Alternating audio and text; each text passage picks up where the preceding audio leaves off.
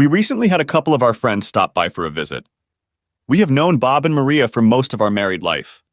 Maria used to work with my wife Trina at a large, well-known travel agency. The company has offices in many states. Bob is a supervisor in a factory. I am an electrician and work at one of the local factories. I have been working there since I returned from the service about 8 years ago. The four of us were watching an old movie called Same Time Next Year, which was about a man and a woman who had been lovers for many years. They were both married, but not to each other. They still loved each other and agreed to meet and be lovers every year at about the same time for a week. The rest of the time, they would live normal lives with their spouses and families. Our wives cried at the end of one of the novels when the couple had to go home to their families. "What nonsense," I said. "They're both cheating on their families and you both think it's so sad." "They should be found in the arms of their lovers and shot," was my reply. "Andy, how can you say that?" "They were true lovers and only met once a year?"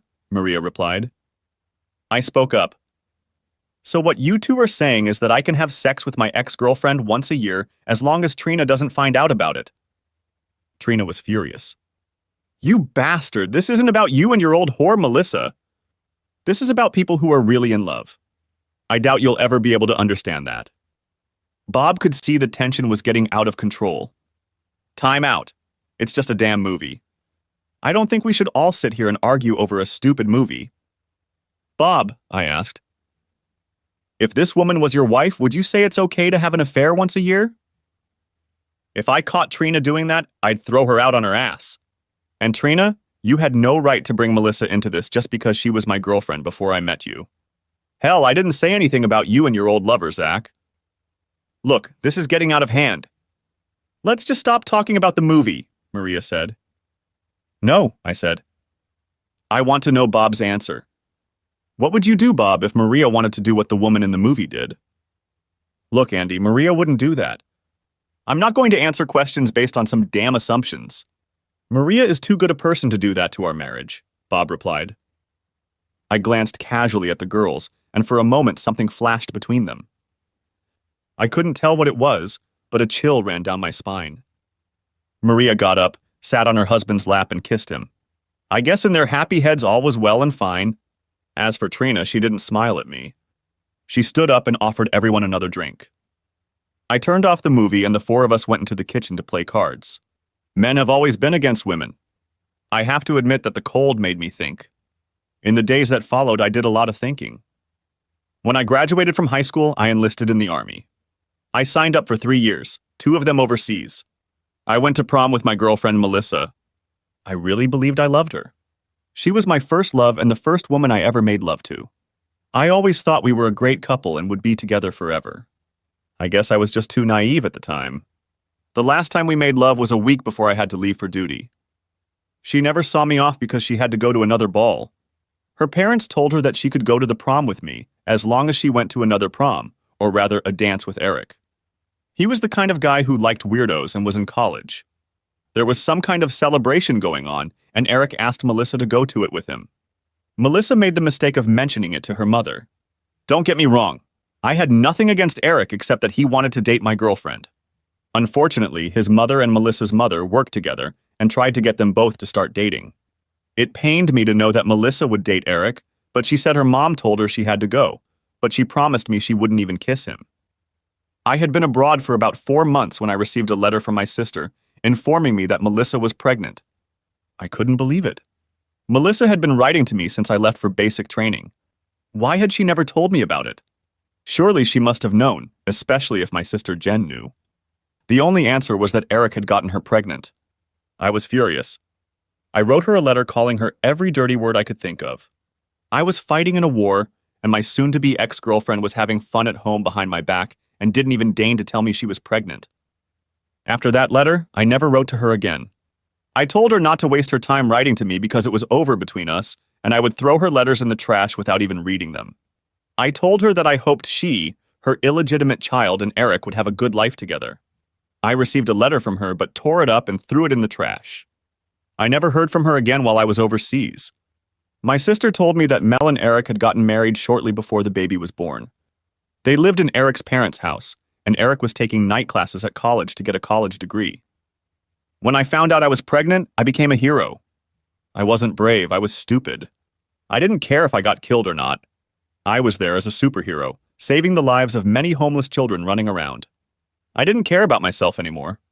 I thought I was going to come home in a body bag. I didn't care. I was just a stupid soldier who decided his life was over. I couldn't believe it when my tour of duty was over. Not only was I alive, but I received several commendations for bravery. When I returned home, the town threw a party in my honor. I saw many friends and old schoolmates. They all greeted me with handshakes and smiles. I wondered if one woman would show up at the celebration. I saw her in the crowd with a baby stroller and her husband. She turned around and walked away without even talking to me. I wasn't expecting this because of the letter I wrote calling her a slut and a bitch. It's funny how our emotions take over when we get angry. I was sad after meeting her, but I still hated what she did to us. There was a lot of dancing at the party. I saw an old classmate sitting there and asked her to dance. It was Trina, one of the prettiest girls in our class.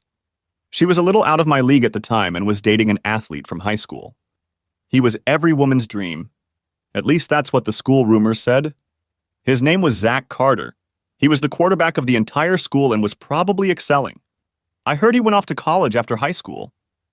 Trina went to a local junior college, earned a business degree, and worked for a large travel agency. Last I heard, Zach was living in another state. I guess he broke up with Trina, dated some woman who had money and married her. As we danced, we both talked about old times. We soon realized that we had both been dumped by previous lovers, and after getting along quite well, we started dating. I must say that we were both on the upswing in our love lives. After living together for 6 months, we got married. I know it was stupid, but when things are blamed on people, they tend to behave differently.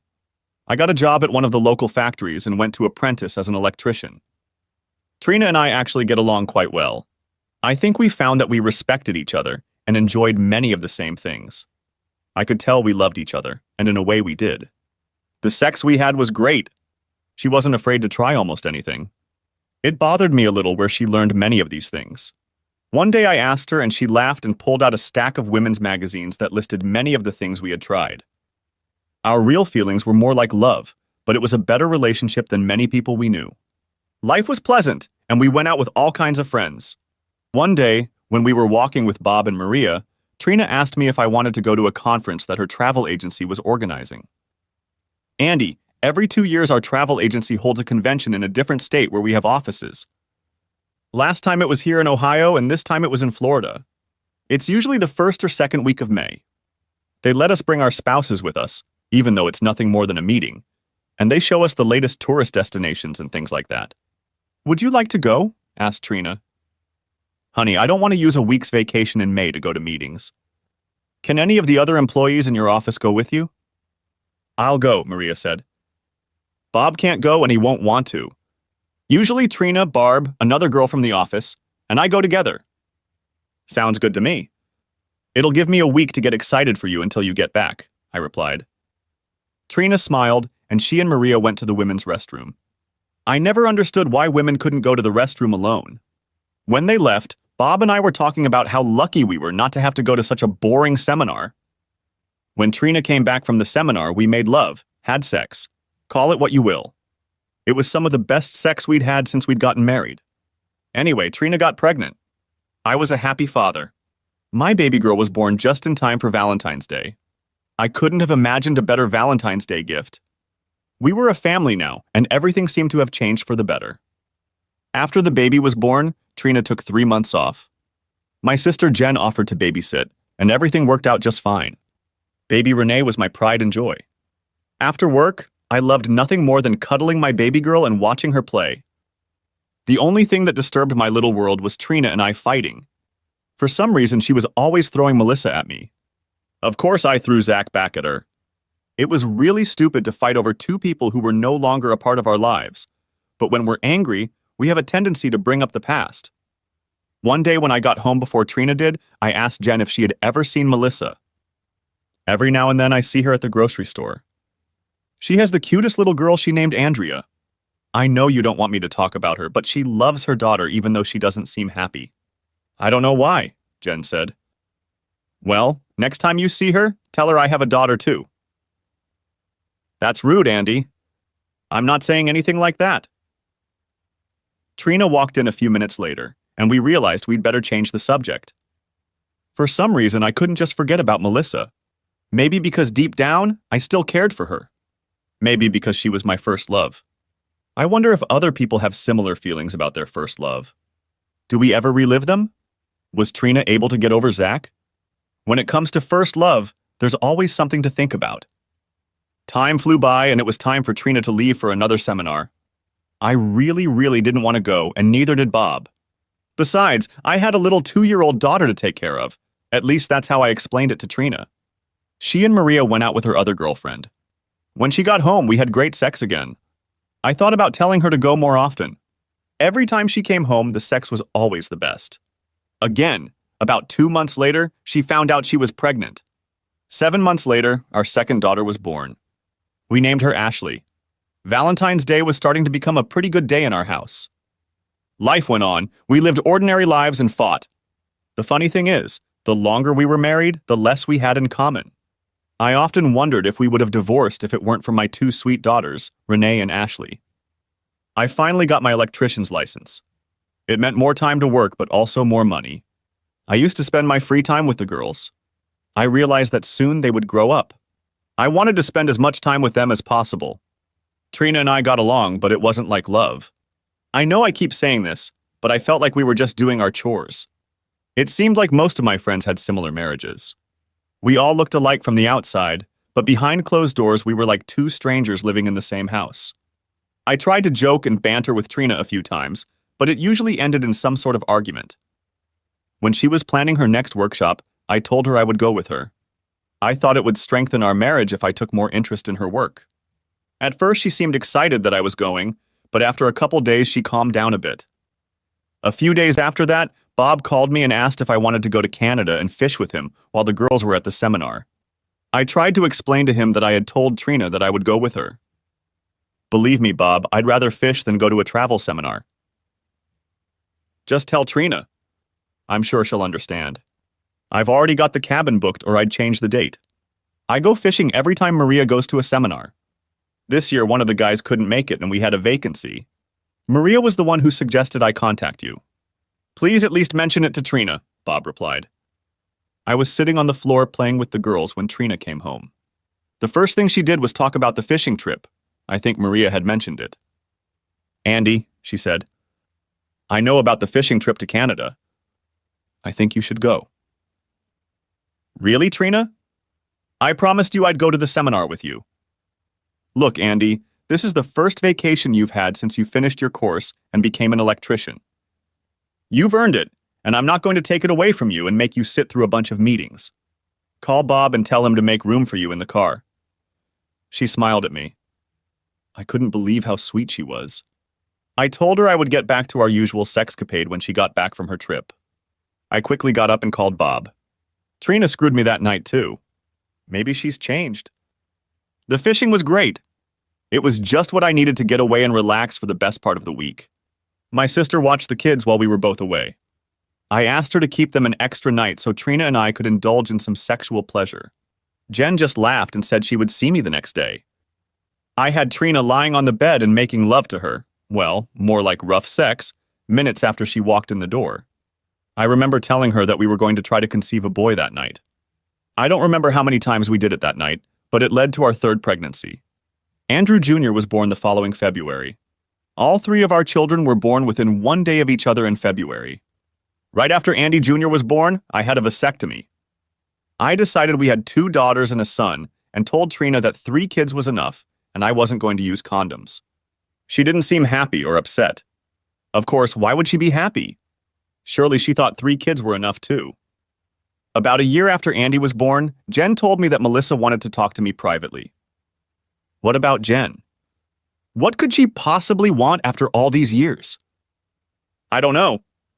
She filed for divorce from Eric, but I don't know if that's it or not. She seems scared. I think she needs to talk to you. You realize Trina will get really mad if I talk to Melissa? She's never really liked her. I probably elevated her too much years ago. I know I'd be pissed if I found Trina talking to Zach. Hell, I don't even know where he lives. Look, Andy, the last thing I want to do is interfere with your marriage. Maybe you can call her from my house or even meet her there once. We don't talk about sex, just talk. I've always liked her, and I know she wouldn't ask you to talk unless it was really important.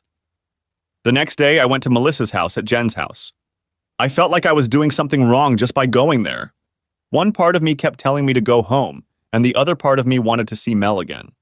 Now I was struggling with my thoughts on whether I was doing the right thing. I stopped in front of Jen's house and sat there for a minute, trying to gather my thoughts and wondering what I should say. I felt like a nervous child as I got out of the car and walked to the door. I rang the doorbell. Any other time I would have walked right in, but today was different. Jen came to the door and asked why I rang the doorbell. I didn't have an answer when I walked in. The tension could have been cut with a knife when I looked up and saw Melissa, as beautiful as I remembered her, standing in Jen's kitchen. She cried and brought her hands to her face. I was at a loss as to what to do. There was no way I expected to see her crying. I walked over to her and held her hands, seeing the tears streaming down her face. She spoke first. "I'm so sorry, Andy, I'm so sorry," she said over and over. She was shaking, and I put my arms around her to comfort her. I had no idea why she was acting like this, but it was getting to me. 10 years ago, I would have been happy to see her tears after what she'd done to me, but it was different now. Perhaps time helps heal old wounds. I held her in my arms and smelled the Melissa I remembered. "It's okay, Mel, that was 10 years ago. We're both moving on with our lives," I said. "No, you don't understand. I promised Eric that I would never see you again. That was our pact, but I had to break it. I had to break it for Andrea, my little girl," Mel replied. "You're right, Mel, I don't understand. What are you trying to tell me?" Mel calmed down a little, and Jen brought her a cup of tea. The three of us were sitting at the table when Jen suggested we go into the other room and leave Mel and me alone. "No, please stay, Jen. I think you need to hear this too. Andrea, my little girl, has a severe case of jaundice due to liver failure. She's going to have a liver transplant if a suitable donor can be found. The doctor said that family members are best and that only part of the liver needs to be given to adults. In time, it will grow back. My problem is that I am not a match and we have no other suitable family members." "What about Eric?" Jen asked. "Has he been tested?" "What about his family members?" Mel looked at me and said, "Eric is not Andrea's father. It's you, Andy." She started crying again. I was overwhelmed. I had so many questions, and I didn't know where to start. "What?" I asked. "Why didn't you ever tell me she was my baby?" "My God, Mel, I can't believe you could hide something like that. When you found out I was pregnant, you didn't give me a chance to explain. You texted me and called me a bitch and a whore, among other things. You told me you didn't want to see me anymore. I wrote you a letter explaining everything anyway, but you never wrote me back. Oh my God, I was furious when I got that letter and threw it away. I can't believe I was so stupid. I've been mad at you all these years. Why did you marry Eric? Does he know Andrea might not be his child?" Mel smiled slightly. "You're so crazy. That's one of the things I've always liked about you. Of course, Eric knew Andrea wasn't his child. We never had sex until we were married. I told him you were the father, and you wanted nothing more to do with me. That's what you told me. Eric really cared about me. He really is a wonderful man, but he also has pride. He agreed to marry me on the condition that I tell everyone that he is the father of my child. Honestly, I didn't know what else to do. You didn't want anything more to do with me, and I was an 18-year-old girl. Eric and I got married, but I had to promise to never see you again and let everyone know that Eric was Andrea's father. I still love you, and Eric knew that. He's a good man, and we got along fine until Andrea was diagnosed with liver problems a couple months ago. You're her last hope. I had to choose whether or not to tell you.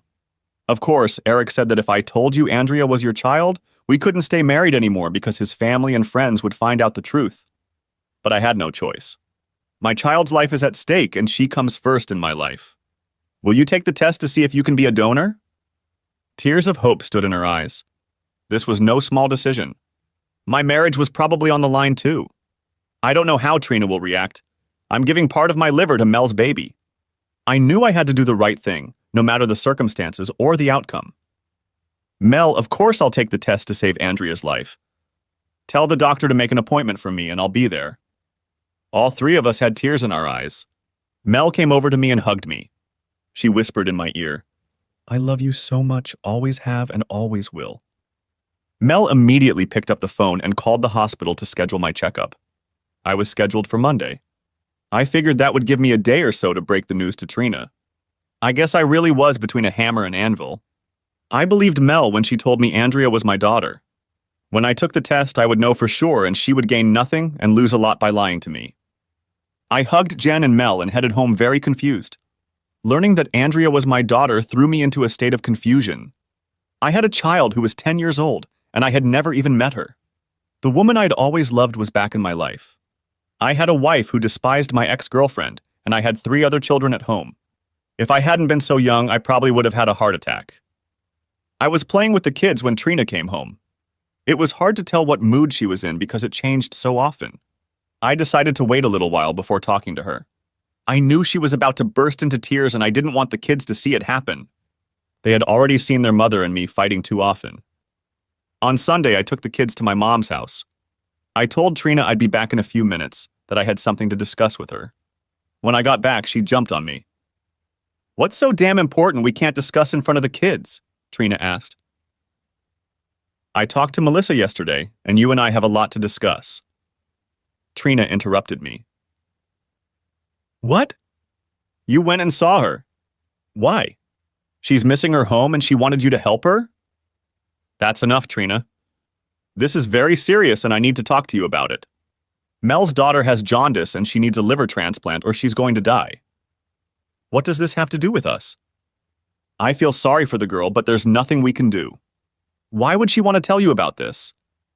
Trina looked a little more concerned, but I knew she was wondering why Mel had called me. Mel said the girl needs part of an adult's liver to survive, and the closest chances of a match are with family members. "Don't tell me she claims you're the baby's father. Do you believe her?" "Yeah, she called to tell me I'm the father of a little girl." "Honestly, Trina, I didn't realize. The little girl needs a transplant, and I'm going to see if I can help her. I have an appointment tomorrow to see if I'm a good fit." "What about our family? Have you thought about them? What if something goes wrong or that you need time to recover? Have you thought about us?" Trina looked more angry than concerned. She had a right to be angry. It was just dumped on us, but the fact remained that Andrea needed help to survive. Look, the realization that I can save a little girl's life and the fact that she could very well be my daughter leaves me no choice. I have to do it no matter what you say. "You bastard! You put your girlfriend and her daughter before your own family. You are a poor excuse for a man and a father. I'm going to pretend you said that out of anger. If our children needed a transplant, I would support them, and you know it. Tomorrow I'll know from the test results if Mel's girl is my daughter, and if she is, I'll do everything I can to save her. I will also be involved in her life whether you like it or not. I just hope you can stop your hate and try to understand. For your information, Andrew, I'm against it. You may love her, but she's not related to me, and I don't care what happens to her. I have children of my own to worry about, and if she survives, I don't want you bringing her into my house. You're just a nasty bitch. I can't believe what I saw in you. I'll help this girl if I can. We'll see what happens next." "Are you worried about the girl or her mother? You never got over her, did you? You're pathetic, Andrew, very pathetic. Go to your old girlfriend and give your liver to her daughter. Maybe she'll take you back after I kick your ass out. I'll be watching you and collecting evidence. You better watch your step." I picked up the kids and took them home. Trina came later and hardly spoke to me. I knew that life was going to be hell from here on out. I was checked in and asked to wait an hour while they ran tests. I went into Andrea's room. Mel was sitting there talking to her little girl. Andrea was so pretty. She looked a lot like her mother. She was 10 years old, but she was small because of liver problems. She looked no older than my daughter Renee, who was 6 years old. I walked over to the bed and it startled Mel a little. She quickly turned around and saw me. She had the most beautiful smile on her face. "Thank you for coming," she said. I looked at Andrea. "Are you my guardian angel?" she asked me. "Mom said my guardian angel would be here today to help me get what I need." "Are you him?" I smiled at her. "I'm not exactly an angel, but I'm here in hopes that I can give you what you need. I'll know in a few minutes." "You're Andy, aren't you? Mom said I was named after you. Did you know that? I have to tell you that Mom and I talk all the time. She and I have secrets. When I get better, I'll share them with you. Mom said it's okay. This disease may make me look young, but I'm 10 now, and I'm pretty smart. Do you have other children? The way she said it made me wonder. Did she know the truth about me? She was talking about the other kids, wasn't she? She sounded like she was so smart, but her body looked so fragile. God, I hope I'm perfect for her. Yes, honey, I have 3 children at home, all younger than you. When you get well, I'll bring them to you. That would be great. I like kids. I don't have any brothers or sisters to play with, so maybe I could borrow yours, she smiled. I could see it was weak and there were tubes coming out of it. Honey, close your eyes and rest for a while. You need to get your strength back. I'll keep Andy company, Mel said. I'm sure you will, Mommy, Andrea said, smiled, and dozed off. Does she really know who I am, Mel? How much does she really know? I asked. Mel smiled. That was so nice to see. Andrea and I have secrets, just like she told you. She'll tell you what they are when she's feeling better. Until then, you'll just have to guess. Mel walked me back to the lab. We were asked to wait in the doctor's office. He wanted to talk to us. Mr. Connors, you're a great match for Andrea.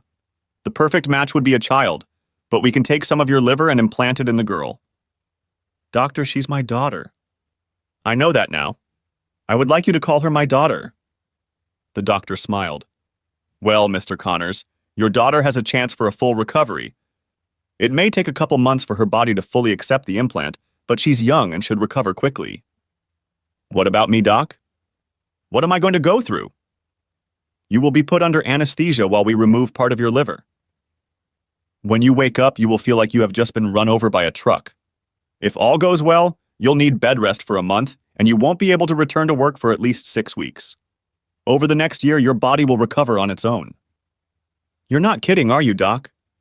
No, you wanted to know the truth, and I believe I will tell it to you. Your daughter is very lucky to have you in her life. Frankly, I don't think she could have lived another month. Now for the bad news. Bad news? You mean you just told me good news? The doctor laughed. Yes, that was the good news. The bad news is that we need to operate as soon as possible. I was hoping you could come in tomorrow morning for surgery. Tomorrow! Doc, let's start on Wednesday. Tomorrow I will need to come into work and take sick leave. I need you to provide me with all the necessary paperwork, especially if I'm going to be away from work for a while. Agreed, Wednesday. I'll have my secretary give you the necessary paperwork. See you Wednesday, Mr. Connors. Just call me Andy, Doc. Looks like we'll be seeing a lot of each other. Mel clung to my hand as we walked back to Andrea's room. There were tears in her eyes, but they were tears of joy. I don't know what to say, Andy. You're putting your life on hold for a few months for my daughter. I'm doing this for my daughter, too. I can't live with myself if I don't help her. As for you and me, Mel, I don't know what's going to happen next.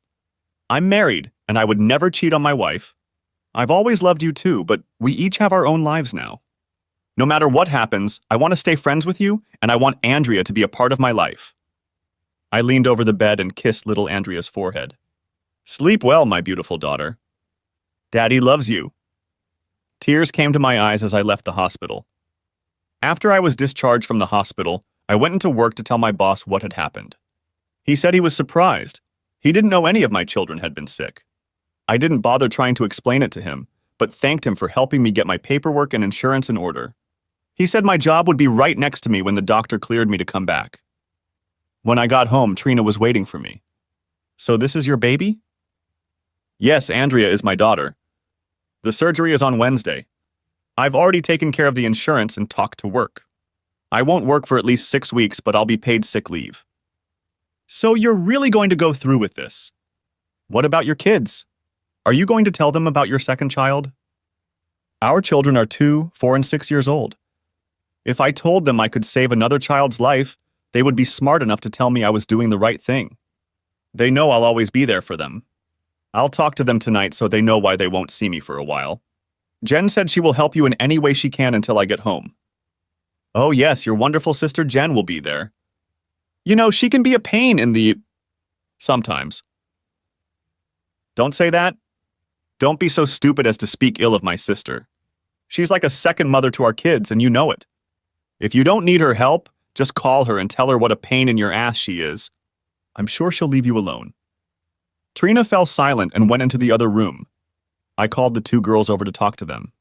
Andy Jr. came in too, but he had no idea what we were talking about.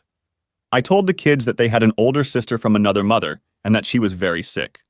I tried my best to explain to them what was going on. The girls were almost crying. "Save her, Daddy." "You have to help her if you can," Renee replied. "I will, sweetheart. I won't be home for a few days until I feel better. I'll call you and talk to you every day until I get home. When your sister is better, I'll take you to see her. Aunt Jen will help take care of you while I'm gone. I want you to be good for her and Mommy, okay?" "We'll be good, Daddy, we promise." On Wednesday, I went to the hospital. Before going into the room, I looked in on Andrea for a moment. She was nervous but smiling. "Hey, Andy, glad you could make it. I couldn't have done it without you." I think she had a little bit of me in her. She was a sweet, caring girl. I'd only known her for a couple days, but I was so proud of her. I turned around and Mel was standing there, shaking nervously. "It's going to be okay, Mel. Andrea's ready and so am I." She leaned forward and kissed me. I mean, a real love kiss. "Thank you, Andy. I'll never forget what you do for our daughter." I looked back at Andrea and realized that she had heard what her mom had just said. She just smiled at me as if to say, "Thank you, Daddy." I went to my room and began to prepare for surgery. When I woke up after the surgery, I remember the doctor telling me how I would feel. He wasn't lying, I felt terrible. A nurse came in, smiled at me, and ran her little tests. I told her how I felt, and she increased the dose of painkiller. I looked around the room, but no one was there. I knew Mel would be with her daughter, but I hoped Trina would change her mind and come to me. I was asleep, and when I woke up, I heard voices. It was my sister Jen and Mel. "Hey, little brother. How are you feeling?" "You look like shit," she laughed. We always teased each other. She was as good a sister as one could ever have. She was married, but she didn't have kids. I don't know why, we just didn't talk about it. "Jen, please don't make me laugh. It hurts like hell. How did it go? Is Andrea going to be okay?" Mel says, "It's too early to tell, but the doctor is very optimistic. He said the surgery went well, and now all we have to do is pray that her body will accept the liver." "He'll take my liver." "I don't give my body parts to just anyone," I started laughing. "Oh, that hurts? I can't even laugh without it hurting. Andy, I am forever indebted to you for what you did. You saved my daughter's life." "Our daughter's life?" "She is still my daughter even though we are not married. I will look forward to seeing her regularly. My children can't wait to meet their big sister." "What about Trina?" "You know, I tried to talk to her a few times, but she always walked away from me. I just wanted to be friends, but she'd say, 'No way.' I wish we could all be friends, but it doesn't seem like that's going to happen. I really hope Andrea gets closer to your other children." "Trina never told me she was talking to you, never. As for Andrea, I'm bringing my children to see her. They told me they can't wait to see her, and they also asked that she get better. I promised them I would do that." The three of us talked for a while, after which the doctor came in to see me. Jen and Mel said they would meet me later. I talked to the doctor, and he informed me about the state of my health and Andrea's. Even though I felt lousy, I called home to talk to the kids. Trina answered the phone and asked how I was doing. "Okay, I guess I was just calling to say hi to the kids." I really didn't want to talk much right now, especially to Trina. "Well, I'll probably stop by tomorrow after work. I've been too busy today to get out," Trina remarked. She handed the phone to the kids, and they each started talking on the inside phone. I told them I would talk to them the next day, but I just wanted to let them know that I was okay, and I missed them. "How's the girl, Daddy?" "Is she better?" Renee asked. "As far as I know, she's feeling better. I need to rest, girls, so give Andy a kiss for me and we'll talk to you tomorrow. I love and miss you all very much." "We love you too, Daddy. Bye." Trina came to see me the next day. She asked how I was feeling and how Andrea was doing. She didn't really seem concerned. She seemed to be asking me more because she thought she should. She spent most of her time telling me about a special meeting in Chicago that she might have to attend. It was a month or so away, so by then I would be out of the hospital and able to watch the kids. She said that my sister Jen was with our kids right now, so she could come and visit me. Her visit made me wonder if she wanted to stay married to me. I had nothing to refer to, but I sensed she was hiding something. Not that I had a sixth sense, just a feeling. She kissed me lightly on the lips and told me she'd be back in a couple days, then got up and left. After a while, Mel came in to see me, and it was as if the aura in the room had changed. I realized that I had married the wrong woman, but it was too late. I made my bed, and now I'm going to do everything I can to make my marriage work out for the sake of my children. There was nothing I wouldn't do for them, including living in a loveless marriage. I did call my kids every night and talk to them as promised. It was so nice to hear them argue about who should talk to me. Even little Andy got his turn on the phone. At least his first words were Dada. The next few days passed without much happening. Trina stopped by, and so did my sister Jen. Of course, Mel stopped by all the time. She pretty much lived in the hospital between seeing Andrea and me. I knew I would miss her when I got out of the hospital, but I had to try to fix my marriage. A few more days went by, and I had a few visitors from work and, of course, my mom. She said she was there for me when they took me out of the ICU, but I came out like a light. Mom was there for me every day after the surgery. She never talked about it, just visited Andrea and told me I had done everything right. I could tell by the look on her face that she too accepted Andrea as her granddaughter. She didn't need to tell me that. That's how grandmothers talk about their grandchildren. I asked Mel about Erica and her impending divorce. He's moving to California. You know, he's always been kind of a geek, but a good geek. He's a wonderful person, and I'm going to miss him. We agreed to stay friends. He really likes computers and said he found a job in Silicon Valley. He'll make a good husband for the right woman someday. It's just not me. What exactly do you do for a living, Mel? How are you going to survive? Like I said, Eric is a computer wizard. He installed my computer for me. I run a home-based business, doing billing for several medical facilities. I set my own work schedule just as long as the work gets done on time. Eric and I made an agreement where he leaves me the house and furnishings. Of course, I'll still pay. We each have our own car, so that's not a problem. We'll split our savings after the credit cards are paid off. There will be no support. It wouldn't be right for him to pay for someone else's child if we're not married. Her eyes watered. It was out of respect for Eric. Later that evening, Eric came to visit me. I was completely surprised. I didn't know what to say. I hope he doesn't want to fight, because in that case, he would definitely win. Andy, I just came by to say thank you. Thank you? I don't understand. You saved Andrea's life. You will realize she is the sweetest girl and I will miss her. I'm leaving for California tomorrow. I just talked to the doctors and Andrea's body seems to have accepted your liver. She's starting to get her color back. Eric, maybe you and Mel can work things out. I know she respects you. Andy, let's not kid each other. If she loved me as much as she loves you, I would have happily stayed after her. I played second fiddle for almost 10 years hoping she'd leave you, but she never did and probably never will. We had a good marriage, but I want my wife to love me, not just respect me. Can you understand that? We don't fight and we do everything together, but her heart belongs to you. I can't live like this anymore, especially since everyone will know Andrea is not my daughter by blood. So take care of my family. Don't worry about me. Computers are my first love, and I'll be in Silicon Valley. Thanks again, old boy, for giving Andrea another chance at life. You're a really good person. Eric, I'm so sorry. I really don't know what to say. What about Andrea? I know she's going to miss you. You're the only father she's ever known. I have to say that our relationship with Mel was based on respect. We decided from the beginning that my name would not be on the birth certificate. Under my father's name, she put your name and said you were overseas, so your signature was not needed. I know Mel and Andrea have been communicating, and they have their secrets. I think she knows about you and Mel. I'm sure she will miss me as much as I miss her. That's why she needs you in her life. She needs a father figure in her life. Why shouldn't he be her real father? Thank you again and take care of them. They will need you both. Before I could say anything, Eric turned and walked out the door. I lay there thinking about how complicated my life had become. At home, I had a wife, a good marriage, and 3 wonderful children. On the other side was an ex-girlfriend and a daughter I had just donated a kidney to. God, not the best situation I was in, I thought. Soon I was able to go home. I was not allowed to lift anything over 5 pounds. My girls understood, but Andy didn't know any better and wanted to be held in my arms. At least he was content to climb in next to me and sit on the bed or couch. My girls were like two little mommies waiting at my heels. Trina left for work every day, and when she came home, we were pleasant to each other. Jen stopped by every day for a couple hours to see if I needed anything.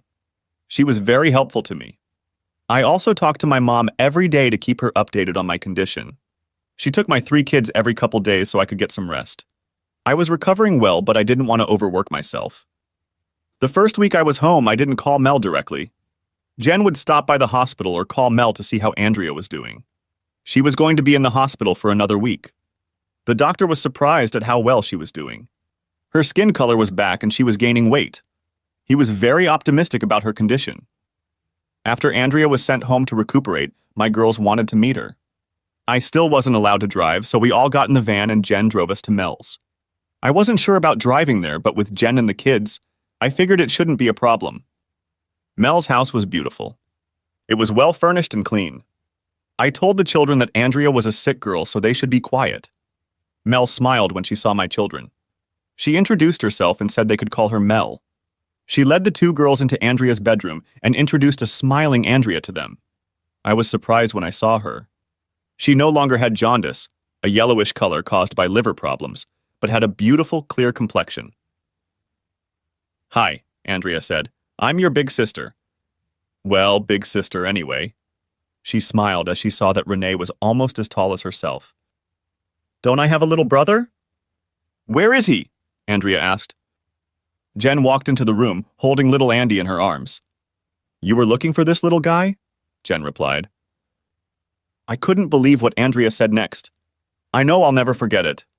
The things that come out of kids' mouths. "Hi, my sweet brother from the other mom. I'm your big sister, Andrea." Andy smiled. Jen sat him on the bed and he crawled over and sat next to his new big sister. Tears came to my eyes. I couldn't help it, but I wasn't alone when I looked over and saw Mel and Jen smiling too. I now knew that Andrea had been informed that I was her birth father. We spent the next couple of hours with the kids, letting them enjoy each other's company. The kids were upset when we told them that we had to leave and that Andrea needed a rest. The girls said they wouldn't leave unless I promised them they could come back again. Of course, I told them that they would see each other often. As we were leaving, I realized that I was going to have to pay for it that night when I told Trina we were going to Mel's. No sooner had Trina walked through the door than the girls informed her that they had met their big sister today. At least Trina had the good sense not to start yelling at me before the kids went to bed. They called me every name they could think of. I tried to explain that nothing had happened, and Jen was there with me. Of course, Trina accused me of Jen lying for me and to cover up the affair. "My God, Trina, why can't you believe we can just be friends? I've never cheated on you and I never will. My family is too important to me to have an affair. And then you accuse me of Jen lying for me. Trust me, Jen would never tolerate infidelity, not even from her brother. I told you the kids wanted to get to know each other and had a good time. Why are you looking so glum? Not everyone wants to cheat on their spouse. I promise you I won't." She yelled some more and we went to bed. We still slept together, and I tried to lie next to Trina, but she wouldn't do it. Over time, everything healed pretty well. The doctor told me to wait another month before returning to work. I called the plant and let them know about it. Trina reminded me about her trip to Chicago in a couple weeks. She would be gone for a whole week. I figured I wouldn't have a problem with the babysitter. Now I could pick Andy up and he was happy. The next week, our friends Bob and Maria came over to watch a movie and play cards. The girls chose the movie same time next year. Thus, we bring you up to speed from the very beginning of this story. As I mentioned at the very beginning, something happened between Maria and Mel. I kept thinking about the way they were looking at each other. I saw Trina whisper something to Maria before she and Bob left. I knew something was wrong, but I wasn't sure what. Things hadn't been good between us since the surgery. We hadn't made love in a long time. I decided to give it a try. At first, she pushed my hand away, but I kept trying. "Are you ready?" she asked. "You're going away for a week, and I don't want to wait for you to come back." And yes, finally, we had sex. I often wonder why her lovemaking doesn't carry over into our daily lives. Only during sex does she seem loving. The next morning, she went to work, and I cleaned up the house, something I didn't often help with. There were folded clothes on the dresser, and I was putting them away in a drawer. I noticed a package of birth control pills. When she started taking them, I had a vasectomy over a year ago. I pulled them out and put them on the dresser. I opened them to see if she had taken them. I knew I would be asking her about it tonight. God, I hope she has a good reason to use birth control. Our marriage was already on the rocks. I looked around for anything else that might be amusing but found nothing. We both didn't use the computer much at home, and we had the same email address.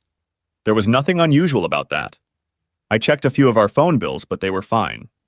Maybe I was getting paranoid. When Trina got home that evening, I asked her about birth control pills. Why did you go through my drawers?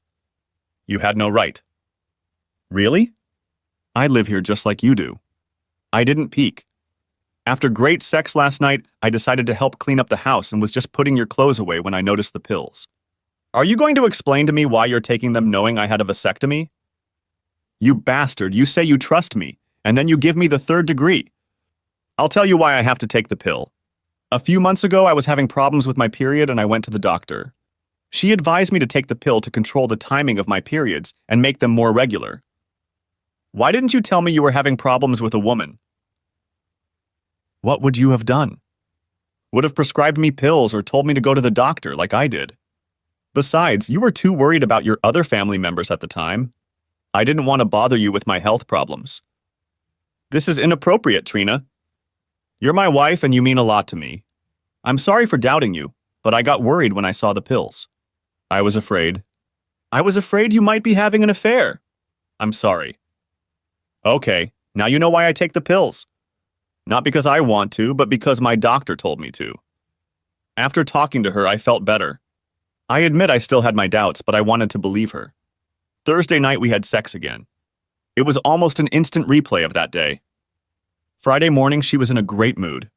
She kissed the kids and me goodbye before leaving for Chicago. I asked her to come back soon so we could continue what we had started. On Saturday I took the kids to visit Mel and Andrea. We spent the whole day together like one big happy family. I wish my life with Trina was the same instead of fighting all the time. There were some feelings between Mel and I, but we both knew it was best not to go with our feelings. I was watching TV with the kids on Sunday when there was a knock on the door. I opened it and saw 2 old high school buddies. April and Mandy had graduated with me and Trina. They were gathering information for our next reunion. They were writing down as many facts as they could so they could print a book and hand it out to all of our former classmates. They got our address from Melissa. I'd forgotten she'd given it to me. I invited the women into the house and gave them all tea. We did all the preliminary preparations. How's it going and what's new? April spoke first. So, Andy, tell me what's new in your life and where you're working for our book. I told a few facts about how I joined the service and where I was working now. I didn't know if Melissa had told them about the operation, so I left that out for now. Then they asked me about Trina. I told them about the travel agency Trina worked for. Mandy looked surprised. Oh my God, this is so weird. What's weird about working at a travel agency? I asked. It's just that her ex-boyfriend, Zach Carter, works at the same travel agency, but in Chicago. It's so weird. Old friends working for the same company, but in different states. How do you know that, Mandy? Have you talked to him? No, we talked to his mother last week. She told us all about him and how rich and powerful he is. I remember in high school, all the girls wanted to date him. His mom says he's still in great shape and works out every day. Can I get a copy of his profile? I think Trina would love to get in touch with him. I didn't need the information for Trina. I wanted it for myself. I was starting to smell a rat, a very large rat. I had a feeling Trina knew everything about Zach, but only firsthand. Sure, Andy, I have an extra copy of his profile, but you'll probably have a hard time contacting him. Why? His wife is an Illinois state senator, like Zach's mom said. You'll probably have to get an inspection to see them, Mandy laughed. I laughed with them. I was burning up inside. After I got Zach's character reference, I said goodbye to my former classmates. I wondered if I should call Bob to chat and see if he knew anything about Zach. But I decided not to. I didn't want to implicate Maria in case I needed information from her. Instead, I called Trina's room in Chicago. The phone rang 5 times before Trina answered. She seemed to be breathing heavily. Hi, she said. Well, hello, dear wife. How are you this fine morning? Why are you calling me, Andy? We said you should never call unless it's an emergency. Are the kids okay? The kids are fine, but their father is a little pissed off. Why did you call, Andy? I don't have time for your silly games. It's Sunday. You don't have meetings on Sunday, do you? Oh, I forgot. You're having one of your secret meetings with Zach right now. Did I interrupt your sex? I'm so sorry. That's enough, Andy. I've heard enough of your nonsense. We'll talk about it when I get home next week. You stupid bitch, I can hear him in the background. I'm going to hang up the phone, Andy. We'll talk about it when I get home. Talk to me now or I'll burn the damn house down. I could hear Zach in the background whispering with Trina. That stupid asshole didn't have the sense to keep his voice down. Why don't you tell your boyfriend to shut up, or I'll finish this conversation with his wife, Senator. Please, Andy, don't call her. I heard her say something to Zach. Zach, get your hands off me. He knows you're here. We can't hide it anymore. He's going to call your wife if I don't talk to him right now. How long have you been seeing him? Since you won't answer me, I'm guessing about 7 years now. No wonder you come home and want sex. You couldn't get rid of him, or maybe you wanted to have a baby with him and cover it up by sleeping with me. Please, Andy, I can't think right now. Please, let's talk later. Whose children am I raising, my own or your lover's? Answer me, whose children am I raising? Please, Andy, I don't know. I honestly don't know. Wow, honesty is not one of your qualities. Gee, I may have to sue my lover for 6 years of child support. I'm sure the senator will want to support my children. Please don't say that. How the hell am I supposed to talk? I've been as honest with you as I could be. I promised never to cheat on you and I never did, even though you blamed me for our entire married life. On the other hand, you've been having fun with that asshole behind my back for at least 7 years. How the hell am I supposed to tell you about this? Andy, I don't know what to say right now. We'll talk when I get home. The only thing we're going to do when you get home is file a divorce and get the kids tested so your damn lover can claim father's rights. Now go back and enjoy your boyfriend. Just so you know, if the kids pass the test and turn out to be mine, I'll take them away from you. No, you can't take my kids away from me. I hung up the phone. I needed more information. I called Bob. He was back from a fishing trip. He was usually only gone for a few days. Bob, Andy here. I lost Trina's room number and thought you might have Maria's number. He handed it to me and asked if there were any problems. No problem. I just wanted to ask her something. Okay, thanks, Bob. I called Maria's room and she answered. Hi. Maria, it's Andy. Andy, Trina isn't here right now. I can have her call you. Cut the crap, Maria. I know where she is, who she's with, and what she's doing. I don't know what you're talking about. I knew she was trying to call my bluff, but I wasn't bluffing. Room 804, Zach Carter. Now answer some questions or I'll ask your husband, Bob. Are you trying to blackmail me? Blackmail? Hell no! I just figured that if Trina had an affair for 7 years and you covered for her, you might have gotten a little something on the side yourself. Either you tell me what I want to know, or I'll tell Bob about Trina, and you can talk to him about why you were hiding it. What do you want to know, Andy? So you had sex with Bob, too? You have an ex-boyfriend, too? Please don't tell Bob. I did it the first 2 times, and I felt so guilty that I don't stay in the same room with Trina anymore. It was a big mistake, and I sincerely regret it. Who was that with, Maria? Please, Andy, I told you I did it, and I'm sorry about it. It was some friend of Zach's. I want to forget about it. Don't tell Bob. Tell me everything you know about Trina and Zach, and I promise I won't tell Bob about our conversation. Okay, I'll trust you. You don't have a choice, but I keep my promises. Trina found out that Zach worked at the same agency. She started having an affair with him. As far as I know, it was only at these seminars. What she said about him, and I'll know if you're lying and our deal will be off. She said she always loved him and made a mistake marrying you. I'm sorry, Andy, but you said you wanted to know the truth. She couldn't wait for the seminars to be with him. They hardly ever went to meetings, and they stayed in their room most of the time and went out to dinner. What about my children, Maria? Tell me what you know. Oh my God, Andy, I don't know what to say. She was hoping that all 3 kids were Zach's. It was her way of getting even with you. It didn't make any sense. I never understood why she wanted you to raise Zach's kids. So my kids are actually Zach's? I don't know. She always hoped they would be, but as far as I know, she really doesn't know. Needless to say, Marie, Trina and I are getting a divorce, and I'm going to have the children tested to see who will support them. I will keep my promise to you and not tell Bob about this conversation. In any other matter, I will not lie to him. As for friends, I never want to see you in my house again. I needed someone to talk to. I wanted to talk to Mel so badly, but I didn't think it was wise. I had no idea how Trina would handle the situation. And the last thing I wanted to do was involve Mel in the story. I called my sister Jen and asked her to come over. She sensed the urgency in my voice and said she'd be right over. Jen and I talked it over and thought about what scenarios could happen. I was confused about what to do next. Now I know why the temporary guilty plea exists. I would kill both Zach and Trina if they walked through my door right now. Jen and I agreed that we should call Zach's wife. She's earned the right to know what kind of bastard she married. I looked at Zach's profile and it showed his home number. I called it, but I got the receptionist. I asked to speak to Mrs. Carter. There was a pause, then I was told to wait a minute. Who is it? The woman asked. I'm Andrew Connors from Ohio. And you're Mrs. Carter. Yes, that's right, but I'm called Senator Conroy. My husband's name is Carter.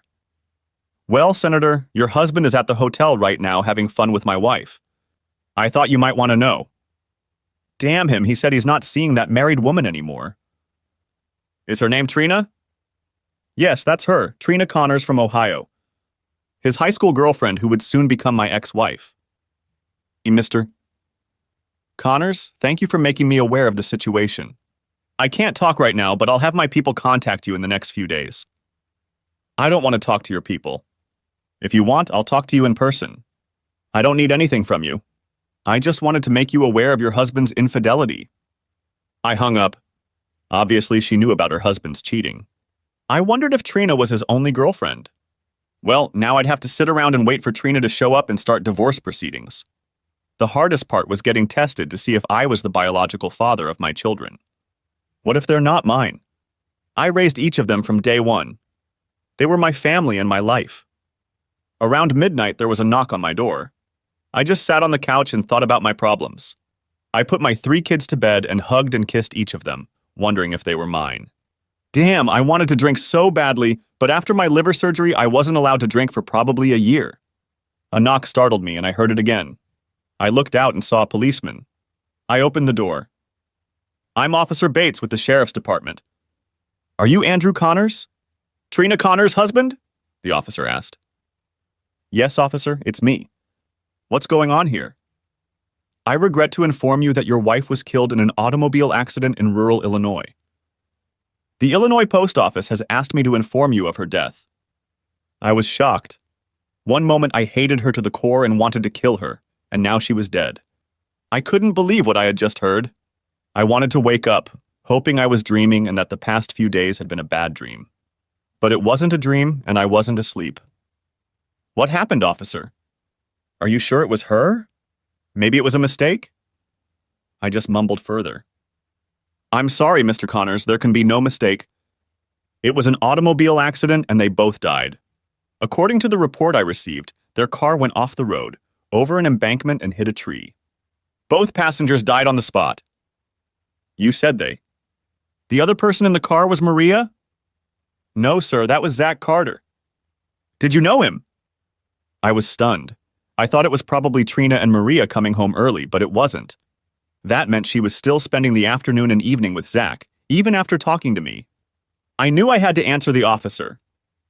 Yes, he was from the company's Chicago office. I haven't seen him for several years. What time did the accident happen? About 7 o'clock, give or take a few minutes. It took us a while to gather the information and contact you. Again, Mr. Connors, I'm sorry you were the one who had to report this, but we wanted you to be one of the first to know. If you contact the Chicago Sheriff's Office tomorrow, they may be able to tell you more. Good night, sir.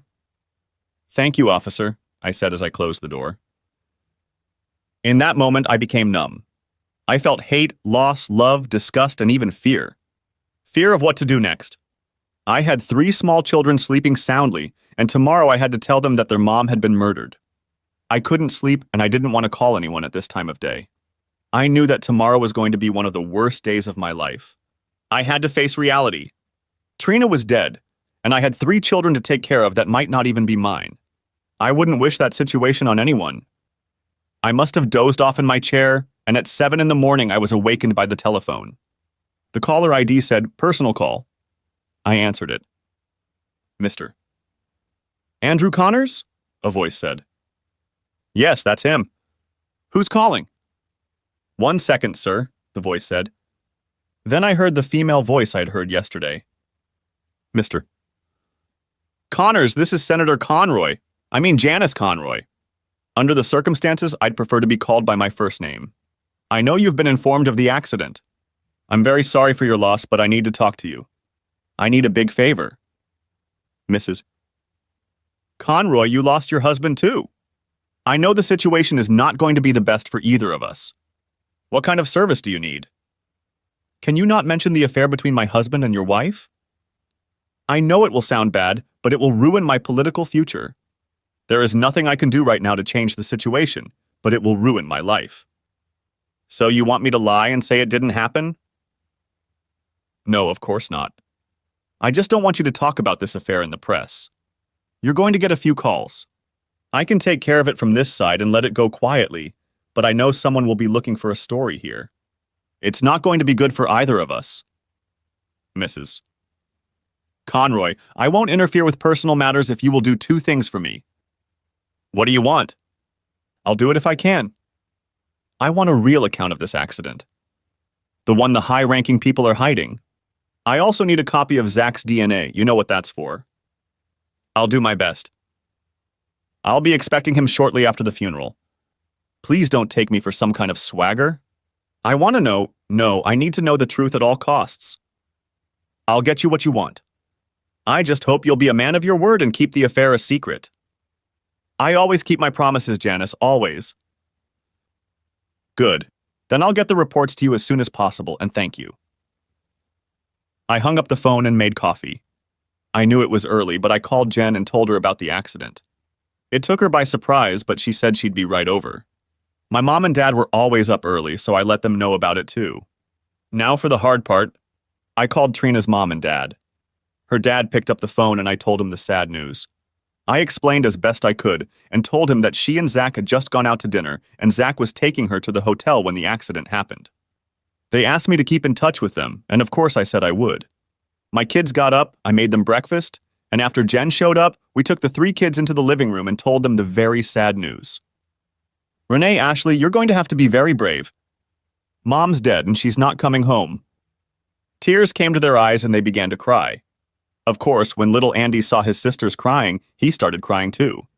It was the hardest thing to watch my children cry. I hugged each of them and let them cry. I tried to be strong for them, but I was crying myself too. I held the girls and Jen held Andy. We did our best to answer their questions. There was a knock on the door and Jen called out, "Come in!" It was Mel. "I'm so sorry to hear what happened." She and Andrea were both crying. Ashley ran over to Mel and climbed into her lap, while Mel sat down and gently rocked my youngest daughter. Andrea sat next to her mother. "How did you know?" I asked Mel. Jen spoke up. "I called her after you called me. I hope you don't mind." "Of course not. I was just surprised." When the kids had calmed down a bit, Andrea offered to take them to their rooms and play games with them. It was a godsend because shortly after they left for their room, the phone rang. It was journalists and reporters. They all said the same thing. "We have some questions." I got angry and started hanging up the phones. Jen said she'd handle the phone calls. She talked to the next reporter. "Look, I don't understand why all you news people keep bothering us. My brother just lost his wife and is raising 3 young children. We're not celebrities and would like some privacy. I don't care if Zach Carter is married to an out-of-state politician. It has nothing to do with us. Why don't you bother her if you think it's news?" We turned on the news and there was a report. A local woman was murdered in Chicago last night. She was with the husband of State Senator Janice Conroy. Senator Conroy said the woman, one Trina Connors from Ohio, was an associate of Zach Carter, and they were just coming back from dinner. Earlier in the evening, she had spoken to her husband and said she would not be able to join them. She is very saddened by the loss of her husband and has sent condolences to Mr. Connors and his family in Ohio. We will report details of this story as they become available. Well, we knew why we were getting the call. I guess we need to get a story ready for those stupid reporters and repeat the same thing over and over until they leave us alone. I'll take the next call, Jen, I said. Hello. Yes, this is Andrew Connors. Look, I don't understand all these calls. I'm just going to tell you what I know. Zach Carter and my wife, Trina, work for the same travel agency, but in different states. They meet periodically and discuss travel opportunities. They had just had dinner and were on their way back to her house when the accident happened. The man continued to ask questions. Yes, I talked to my wife that morning and knew she was going out to dinner. They had been friends since high school. I knew Zach personally. We all went to high school together. It was a terrible accident, and she will be terribly missed by me and our 3 children. If you have any further questions, I suggest you contact your senator. After that, I hung up. Jen and I took turns answering the stupid phone. We knew they wouldn't stop calling until we told them something. The phone was ringing off the hook. It was a good thing Jen had called Mel. It would have been hard to keep an eye on the kids and answer the phone and answer the door all the time. We received several calls from concerned neighbors and friends. They were hard enough to deal with, let alone other calls. As if we didn't have enough problems already. Lawyer after lawyer called us and asked if we wanted to represent them in the event of a lawsuit. We basically told them to go to hell and that we weren't going to sue anyone. If we wanted to be represented, it wouldn't be by an ambulance chaser lawyer. At the end of the day, the calls died down a bit. Mel made us all lunch. The neighbors brought food, and Mel cooked everything for us. I hardly spoke to her, but I was glad she was there. It's strange when there's a death in the family. A lot of people bring you food when you have the least appetite. At least we didn't have to worry about cooking anything. There was a knock on the door and I assumed it was another neighbor, but it turned out to be a damn TV reporter. Mr. Connors, may I have a word with you? Said the woman with the microphone, followed by the cameraman. Who the hell do you think you are? You come to my goddamn house one day after I lost my wife, and for what? For some goddamn gossip? No need to swear, Mr. Connors. It's for television. To hell with your goddamn television! I lost my wife, my 3 little kids lost their mother, and all you think about is the news. Maybe you can take pictures of her body strewn across the damn highway and get 1 or 2 more readers. You make me sick. Mister Connors, we just want to know the truth. No, you don't. You need a damn lie to sell to your listeners. I'll tell you the truth and see if you're satisfied with it. My wife and Zach were high school friends years ago. Were they lovers, Mr. Connors? Lovers? They were 16-year-old kids. Do you consider those to be lovers? You're just a sick man. My wife and I are married. We have 3 children, ages 2, 4, and 6. She works full-time at a travel agency. Tell me, when did she have time to have a torrid affair with an ex-boyfriend 2 states away? But she was with him. Yes, they had a business meeting in Chicago and they went out to dinner. A lot of old friends have dinner together. I talked to her the day before, and if you were listening to your own TV station, you would have heard that Senator Conroy was going to go to dinner with them. All you want is damning gossip and trying to ruin lives. At that moment, little Andy was peering out of the storm door. Look at the door at my son. Tell him you think his mother is a whore, and all she wanted was an affair with an ex-boyfriend. Tell my little boy that his mother didn't love him, that all she could think about was wanting to have sex with another woman's husband. I wanted so badly to say, screw it, but out of respect for the children present outside the door, I didn't. You disgust me. I've said before that I wouldn't wish a situation like this on my worst enemy, but in your case, I might make an exception. Let some reporter blow your life to pieces with lies and accusations, and you can live with it. One last thing. If I hear one lie about my wife or family on your news network, you can consider me suing your ass along with your network. You weren't invited here, and there are no celebrities living here. Now get off my property. When I got back to the house, I picked up my boy and just hugged him, and he hugged me back. Jen smiled at me. She knew I hadn't really told the whole truth, but hopefully the reporters hadn't guessed that. Things seemed to calm down after that. The children were playing in the room again, and Jen and Mel were discussing funeral arrangements.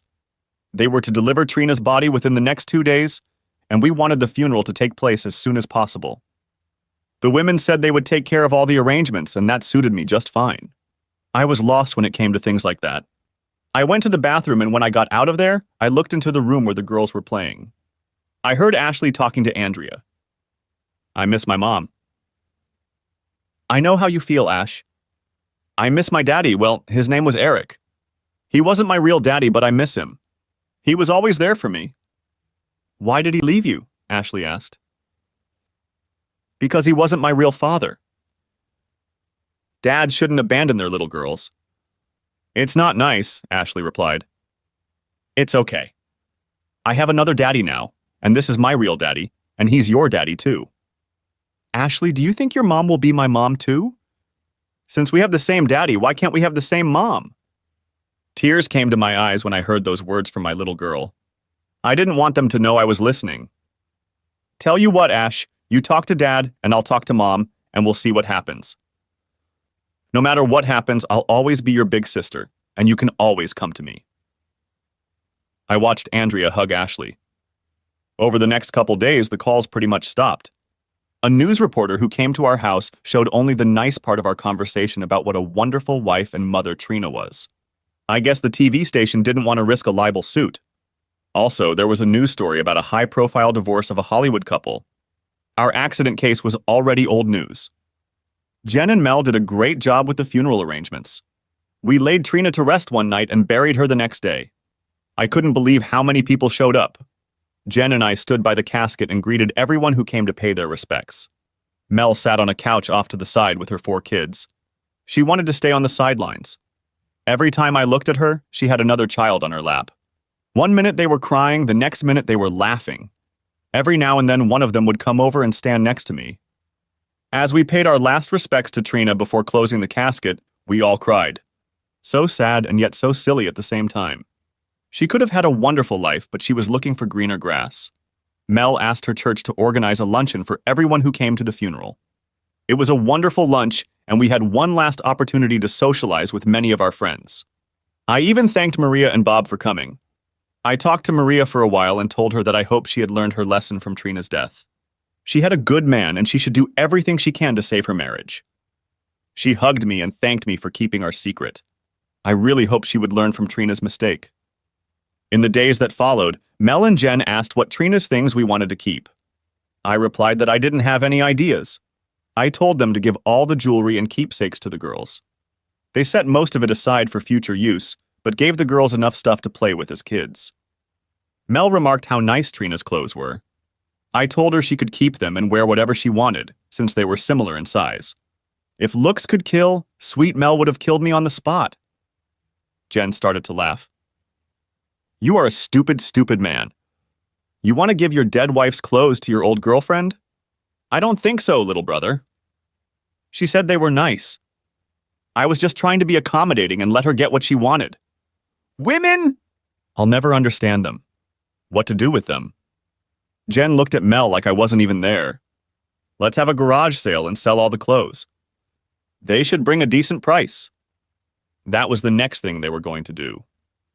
The phone rang, and I heard a familiar voice on the other end.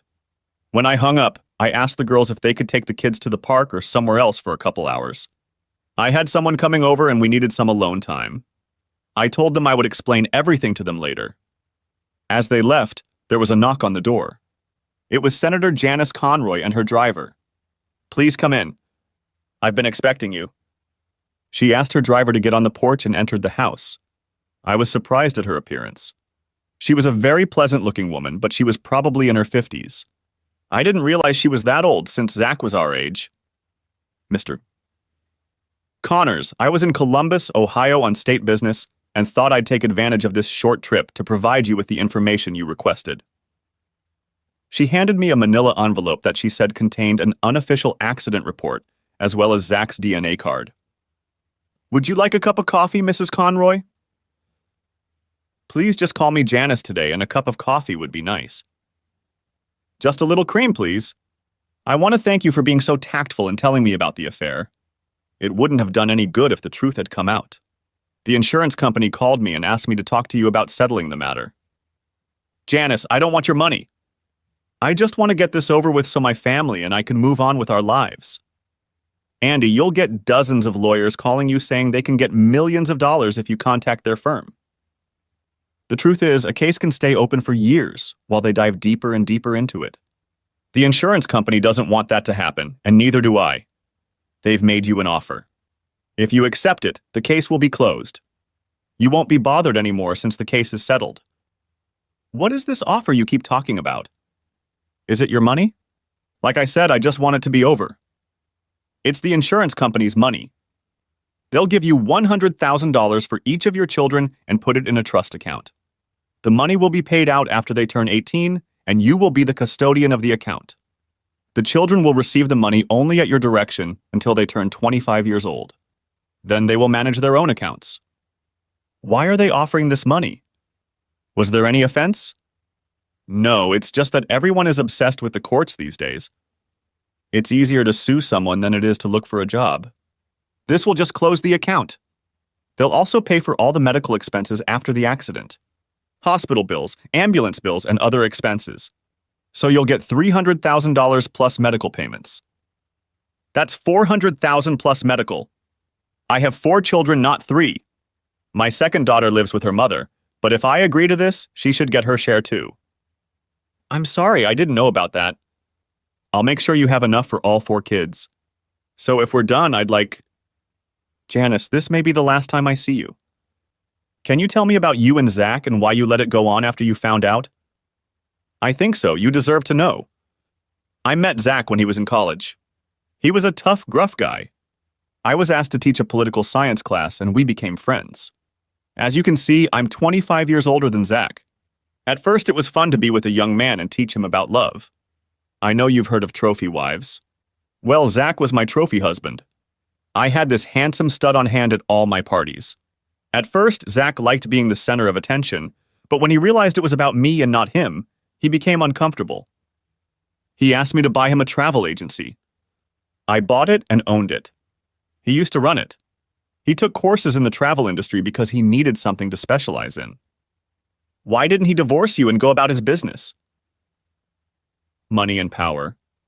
I had both, he had neither. I gave him everything he wanted within reason. There was nothing in his name, not even the car he wrecked.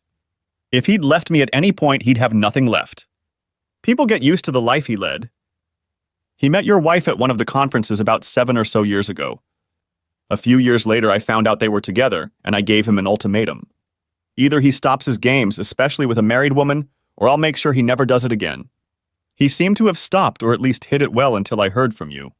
For your information, he had other mistresses. Most of them could either be bought or scared off. I didn't know how to approach your wife, since he seemed to see her once every couple years. What will the report say to me? I feel with every bone in my body that it wasn't fair play. According to unofficial reports, Zach had his stick bitten off. The witness said the black SUV struck Zach's vehicle in the rear quarter, causing it to spin and spin out of control. It then flew over an embankment, flipped many times, and came to a stop, hitting a tree. The official report states that the witness was far behind the other vehicles and was unsure if he was hit by the SUV or not. Janice, did you kill them? Personally, I don't. There are forces above me and I can't speak for them, nor do I want to know. I did love Zach in my own way. In a way, he was my boy toy, and he was fun to be with. Well, Andrew Connors, this may be the last time we speak. The report you have has the names removed, so just in case it falls into the wrong hands, we'll be protected. Again, I'm sorry for your loss and we'll take those insurance documents to you tomorrow. Thank you for being considerate. After Janice left, I opened the envelope and the report was just as she said it would be. Trina really was a slut for Zach. I now knew where she had learned the different ways of making love and who she was thinking about at that moment. It wasn't me. The other report contained complete information about Zach's DNA. Janice had indeed kept her promises. I had to wonder if she had anything to do with the accident. Maybe I'd better never find out. When everyone came back, I told the girls who my guest was. They were surprised when I told them who it was. I explained that we had an agreement and that the senator had taken the time to honor her side. The girls asked to read the report. Are you guys sure you really want to read this? I know you're women and curious, but this is some pretty deep shit. You're not going to like what you read. Mel looked at me. Andy, since I care about you, I'm going to forget about being curious. You can't ride this train through life alone. You have to be able to share with someone if you suddenly need to talk about it. She smiled sweetly at me after that. When they read the report, they were saddened. Like me, they hoped that maybe Trina would feel remorse after talking to me this morning. I told them some of what Janice Conroy had shared with me. My sister Jen said, I know it's awful, but maybe Trina's death is God's providence. How much worse it would have been if it had continued if the children were at the center of it all. I knew she was right, only she said it out loud. That was Jen, never afraid to speak her mind. After she left, I sat at my desk, reading the report again and looking at Zach's DNA. Mel sat down at the table next to me. What are you going to do with that? She pointed to Zach's DNA report. I have an appointment at the clinic tomorrow to take tests and find out if Zach is the biological father. Don't do it, Andy. For your sake and for the sake of the kids, don't do it. I have to know, Mel. I have to know. Why? Why is this so important right now?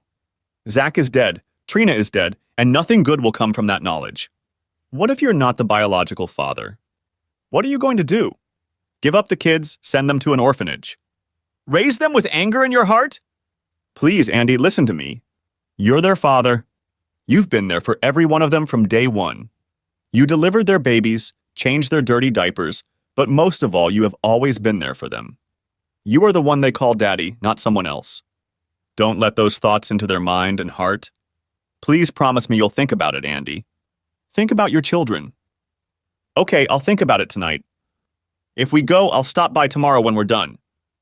Mel kissed me lightly on the lips. It felt so good. She called Andrea and they went home. I did what I had promised and thought it over. The next day, it was the middle of the afternoon when I pulled up to Mel's house. The kids got out of the car and ran to her house. Andrea was at school, but Mel had told them they could play in her room. Renee was supposed to be at school, but I had already canceled her the day before. You did it, didn't you? Muttered Mel.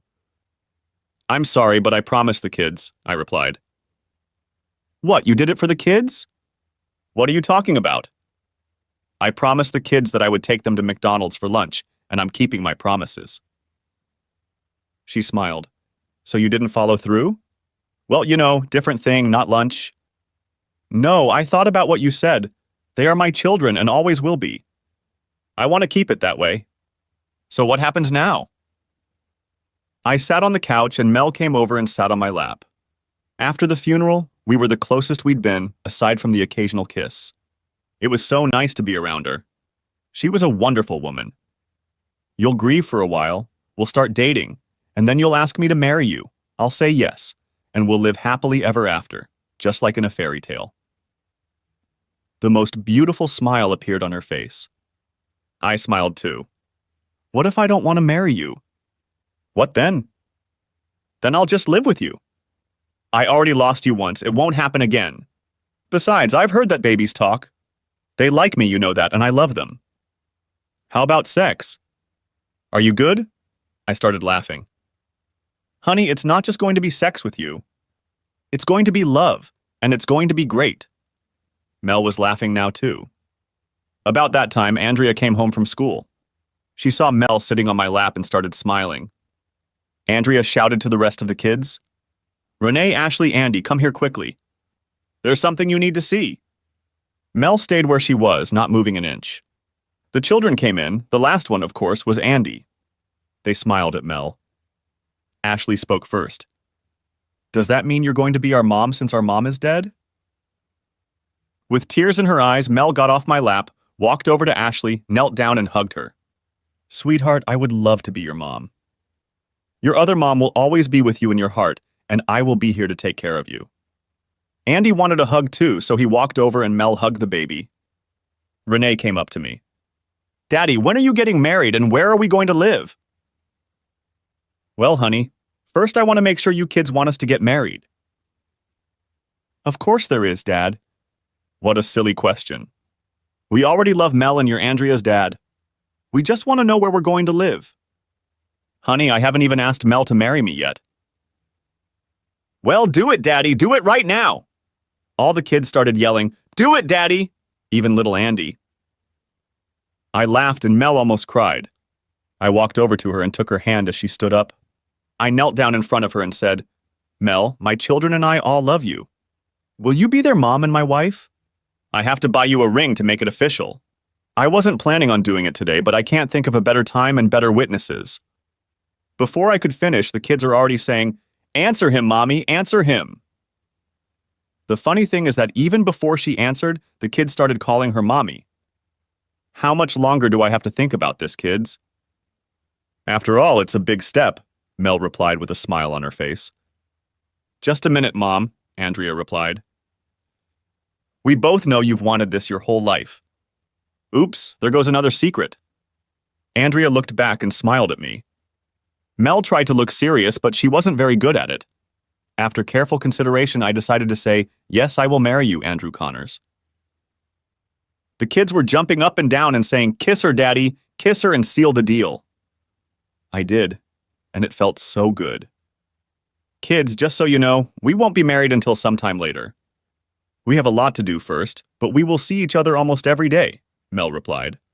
She didn't want to explain to her children about waiting after death, but she told them they could call her mom if they wanted to. After the kids went back to Andrea's room to play, I looked over at a smiling Mel. That went well, she laughed. If we're going to date, are we going to have sex? If so, can we do it on the first date? I asked. For you, honey, anytime you want. We don't even need a date. Saying that, she walked over to the phone and called my sister Jen. What was that? I asked. Jen is coming over to take the kids to the movies. They wanted to see a children's movie called Happy Feet, and Jen is going to take them. Honey, I have a question for you. Are you and I going to stay here and close the deal we made earlier? Before I could say anything, she called the kids back into the room. Kids, Aunt Jen and Uncle Ralph are coming to take you all to Happy Feet. The kids started jumping up and down. Daddy and I have some things to do, but we'll be here when you get back. Be good for Aunt Jen and Uncle Ralph, do you hear me? Yes, Mom, we can all hear you, replied a smiling Andrea. Jen and Ralph showed up a few minutes later. Ashley ran up to them as soon as they crossed the threshold of the house. Mom and Dad are getting married and you can come to the wedding, but we don't know when it will be yet. Jen looked us over. Kind of unexpected, right, guys? She smiled, which signified her approval. Renee says, Yeah, Dad proposed in front of all of us. It was great.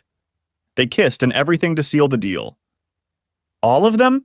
Replied a smiling Ralph, until he was nudged by Jen's elbow. Well, congratulations, Jen said. We'd better take the kids to the movies so you can finish up your unfinished business. We'll stop for pizza on the way home so you'll have about 3 hours. Hopefully you'll be able to finish your business by then. Why are you laughing, Uncle Ralph? Ashley asked. I was just thinking about Dancing Penguin, which we're going to see. It should be a very good movie. When they left, I played dumb and asked what unfinished business we had to do. Mel pulled me into her bedroom. I've waited 11 years to put you in my arms again.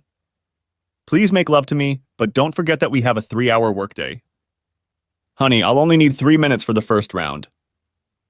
We both started laughing as we undressed. We made it through the Christmas holidays. We spent a lot of time together. We were a family, except we weren't married yet and still lived each in our own house. We tried to wait as long as possible, but the kids wanted us to get married as soon as possible. After the holidays, the kids got together and asked if they could have a big Valentine's Day party. Angie smiled. We started calling her Angie as the kids did. We asked them how they chose Angie over Andrea, and they said they already had Andy, their little brother. So they chose Angie, and it didn't bother Andrea, and therefore it didn't bother us. Dad, the other 3 kids have birthdays the week of Valentine's Day. Mine is in March, of course, but that's okay. We want you and Mom to get married, so we decided to have a big combined birthday wedding party for all of us. Since you and Mom don't need wedding gifts, guests can bring gifts for Renee, Ash, and Andy, and for me too if they don't mind me getting them a month early. What do you say? I'm just the talker in the group. All of us kids thought it was a great idea. Mel and I couldn't keep from laughing. All these kids had gotten together and were making plans for us. We believed Angie, plus the other kids were with her and waiting for our answer. The problem was how to proceed without hurting their feelings. Angie, I know you and the others have given a lot of thought to the planned party. I think we should find out what your mom has to say about it. I had no idea what to say to the kids. Just looking at their faces and the look of hope on their faces was so sweet. I had to pass the responsibility on to Mel. Mel looked at me, then at the kids' faces. She knew I had dropped it in her lap. I tried not to look at her while she searched for an answer. Mel said, I'm a little surprised at you kids. Having a big birthday party is one thing. The fact that Daddy and I got married is okay too, but expecting everyone to come to the party and bring you all presents is wrong. I thought we taught you to put others first. I'm a little embarrassed that you used our wedding to give yourself gifts. The children lowered their little heads. Mel seemed to say the right things to them. Renee said, Mom, if we turn down the presents, can we have a birthday party and you and Dad still get married? Mel looked back at me for help. I tried to keep my face straight. Kids, since your father is leaving it up to me, I agree to the birthday party. She then looked at me. I also agree to the wedding. We will have it as a family celebration, but we won't ask our guests to bring you gifts. I was caught off guard. To be honest, I didn't think she'd agree to a family party. Mel was full of surprises, too. The kids were jumping up and down. They hugged Mel and then came over and hugged me. Epilogue. We had a month and a half to get everything done. I went back to work, so most of the planning fell on Mel's shoulders. Of course, Jen was there to help her. They became best friends. They were closer than most sisters. The girls rented a hall at the church, and since she was a member of her church, she had no trouble finding a church and a pastor for the weekend closest to Valentine's Day. Our color scheme was red and white and lots of hearts. Once again, the women from the church offered to cook dinner. We told them we wanted to pay for all the food and, of course, the cake. It was to be a small wedding with Jen as matron of honor and her husband Ralph as best man. We had 2 young attendants, 1 flower girl and 1 ring bearer. Guess for yourself who it was. I was wearing a beautiful suit and Mel looked like an angel in a blue dress. When the music started, tears streamed down my face. First down the aisle, staggering, was my son walking down the aisle with a ring attached to a cushion. He was followed by my daughter Andrea, wearing a blue dress the same color as Mel. She was followed by Renee, also wearing a blue dress. Ashley was next as the flower girl. The wedding march sounded and Mel was led down the aisle by her father. When she saw the tears in my eyes, I knew she was feeling the same emotions. I don't know why, but I was nervous. I had married the love of my life after years of turmoil with my first wife. When the priest said you may kiss the bride and I heard the applause, I realized the church was full of people. As I looked around the crowd, I saw so many old friends and family members. Until that moment, I had been completely focused on Mel. When we walked down the hall, there was a large poster that read, "Congratulations to the Connors family on their recent marriage." A second poster read, "Happy birthday to Renee, Ashley, and Andy Jr., and happy birthday to Andrea, who doesn't have a birthday until March." When the kids saw the banners, they were so happy. There was also a stack of birthday cards for each of them. When we sent out the invitations, we said it was a combined birthday and wedding celebration. It was the best Valentine's Day anyone could dream of. For the honeymoon, we decided to wait until June when the kids were out of school and take them all to Disney World. We shared rooms, the kids shared 2 double beds, and we got a twin bed. We played with the kids during the day and made love at night with the door closed. The kids couldn't understand why we were tired every morning. When we got home, Jen came in to see us and told us she was expecting her first baby. We were so happy for her and Ralph. We knew they had tried, and we were so happy that it had worked out. They had a son. Andy will now have a little buddy to accompany him for the next few years. We decided to sell my house and move into Mel's house. Both houses were big and old but well-maintained. It was better to get away from the stuff Trina had bought. We had an auction and sold most of the furnishings and, of course, the house. The kids were happy beyond belief. They all got new bedroom sets. The insurance checks came in and we put the kids' money, each into their own account, for their future. That was the last we heard of the accident.